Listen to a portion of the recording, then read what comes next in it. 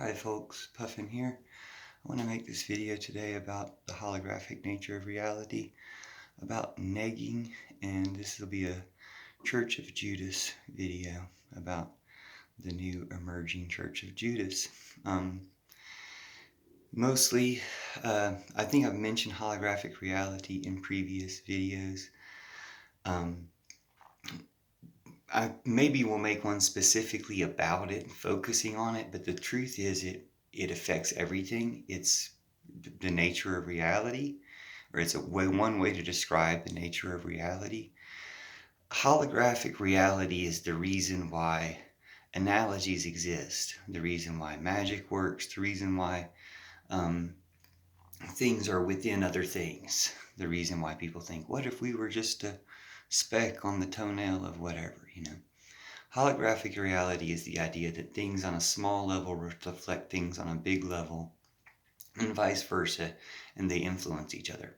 In this video, I'm going to talk about negging in our society, personal relationships, and our culture, but you can understand how the same principles, because it's holographic, you're comparing something that happens in the individual to something that happens in the culture, also exists on other shells at other levels within the individual, not just personal relationships, but within your own personalities, within your relationship to a divine, something far beyond the human order.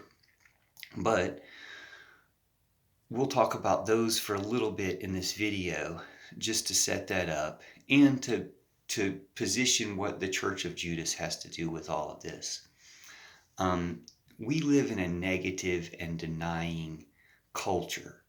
And I can say this very surely in America, but I kind of imagine this is pervaded around the earth for the most part. I think there's a lot of cultures that, every culture maybe compared to America is in some ways more accepting.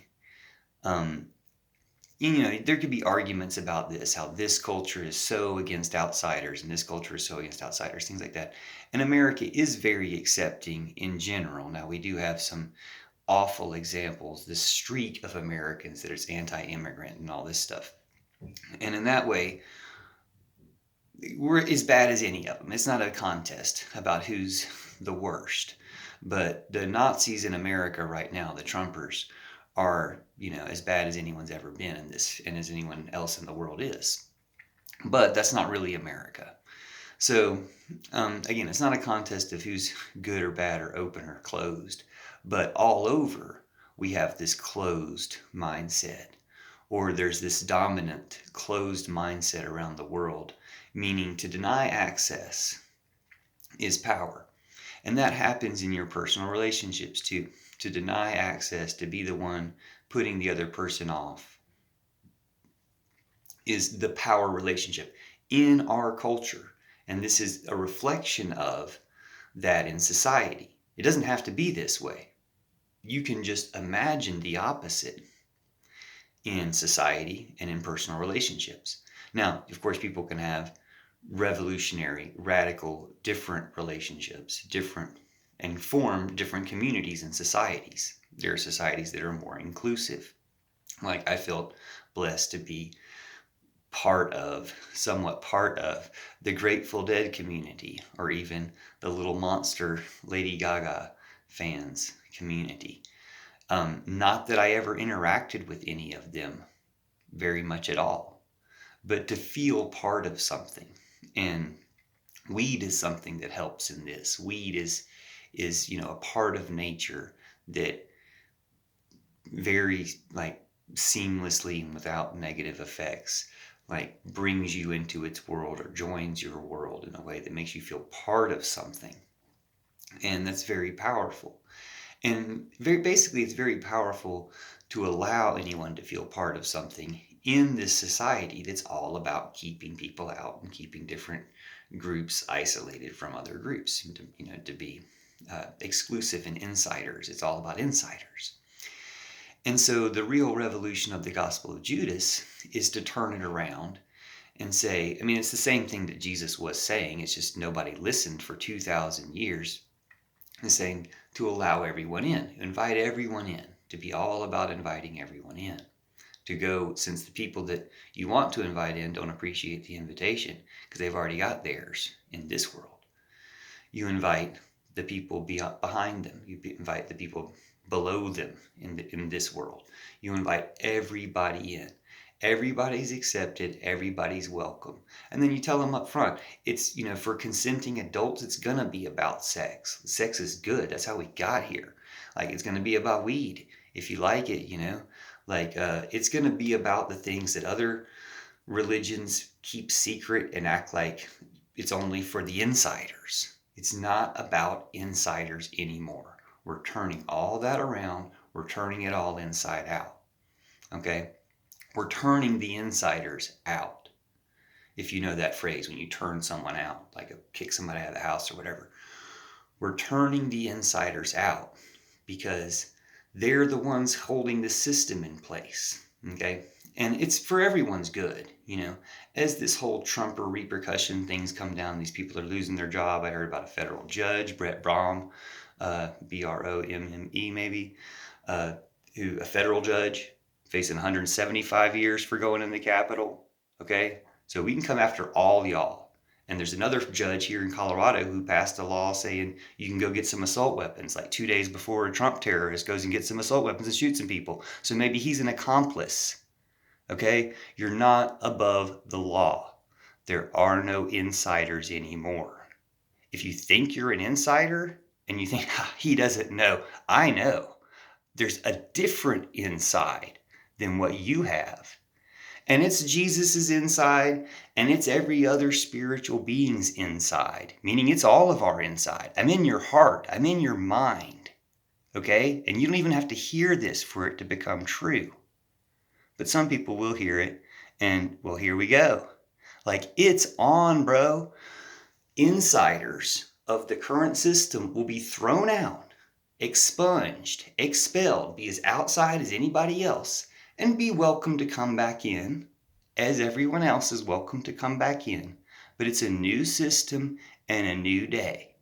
And I think I'm talking to Joe Biden, because you haven't been arresting cops.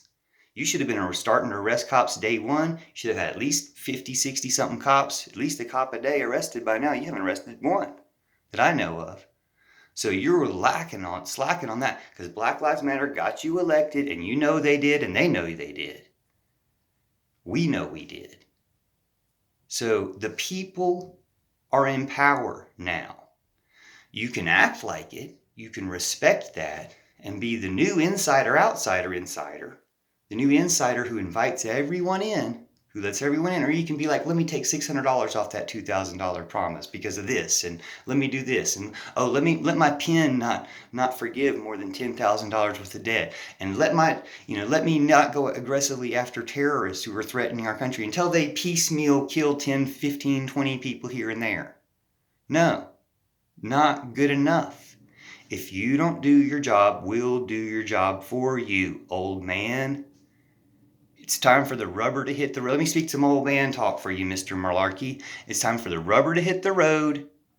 It's time to put up or shut up. Like, it's on, bro. And we'll do it if you don't. If you're too old or you're too sold, you're too sold out to the man. If you're the man, when we elect you to be Uncle Joe, not the man, even if you used to be the man, we wanted to give you a chance. So this is your chance. And this goes for all the people who are insiders, all the cops who think you're above the law. You realize why nobody wants to be cops? Why only the crappiest people and some misguided, well-intentioned people, but only the crappiest people want to be cops? Because it's saying, hey, I want to step above the law. I want to be able to do everything that no one else can do. And people don't really respect that. You can't respect yourself like that. And the path to respecting yourself is to say, hey, if I have some type of privilege, the nature of privilege is to share that privilege, to invite someone else into that privilege. And the other type of privilege, the exclusive privilege, to be able to exclude other people from your privilege, if you have something good, you should want to share it. That's all there is to it. And if it's really good, you should be able to share it. And more people should be able to, seeking that good, create more of it to share with more people. This is the gospel. This is exactly what Jesus told you 2,000 years ago, and you never got right because you got sidetracked on some military bull. So we're fixing it now. We're undoing it. Church of Judas. Let me wrap it up. You got some Dead Sea Scrolls coming out, but it's going to be a few years. So I'll write you a book called The Church of Judas, or The Book of Judas. I just finished writing The Art of Betrayal by God, which is kind of a precursor to this. But you already have the Gospel of Judas, which was revealed. It's only 1 page long. You can read it today. It was revealed 15 years ago. But it took 15 years for it to sink into me. Judas was not for a military solution. You have been for a military solution. Judas was not betraying Jesus. He was doing what Jesus asked him to do. And you've been doing the opposite. So we're going to twitch it up. We're going to turn it around in Judas's name, in Jesus' name, and in the name of Buddha and Kuan Yin, the goddess, Lady Gaga, in my view. All the goddesses and gods in the world, ever. And we're all coming together. The holographic universe, back to the beginning as I started out, as the timer hits 11:11. The holographic universe this isn't just about individuals and societies. This is about gods. This is about goddesses. And goddesses who have been kept out, and gods who have been kept out, and those of us who have been kept out from the presence of those gods and goddesses. That is going to change. We're changing all of that. We've been changing all of it here in time. The tide is changing. We're changing all of it. All the insiders will be thrown out, and all the outsiders are invited in. And this is the new thing, and it connects all spiritual religions and traditions, and it connects all people, and it throws out all the division, war, and lies. And here we go. So thanks for watching. And the power has been in the no because the system set it up that way. The power has been in the rejection and the exclusion, but that's not the real power. So the fortune cookie version of this is you can figure out how the inclusion power, the yes power, is the real power. And you can figure out how to use that in your life. As I was going to post on Facebook, but I haven't been on Facebook for months because I think it's evil. Or at least the way they treat me is. I'm going to do the world a favor by doing something different today. I'm going to do the world a favor by not doing what I usually do today. And a way to undo what we've all usually do. A way to start a new holographic reality, to change the outside world by changing ourselves, is to stop accepting all the no and start saying yes to things that you can feel good about saying yes to, which is always going to be you and your art and the things you enjoy, whether it's enjoying some food, some delicious food, some delicious programming, some good TV, movies, a great book, listening to great music, anything you enjoy. Because especially those things will encourage you to do those things yourself. But finding something about you, then going within you and finding something that you can say yes to within you will give you a chance to say yes to something else, or to help others. It will create a new reality. So give yourself that chance. Open that up. Even if it's just make a video. Just talk about whatever's on your mind. But say that that's good and worthy and something that somebody will be interested in and want to hear and respond to. And there you go. I promise you this magic will work, and bless you from me, bless you from Jesus and Judas, bless you from all the gods and goddesses, and bless yourself. And thank you for watching.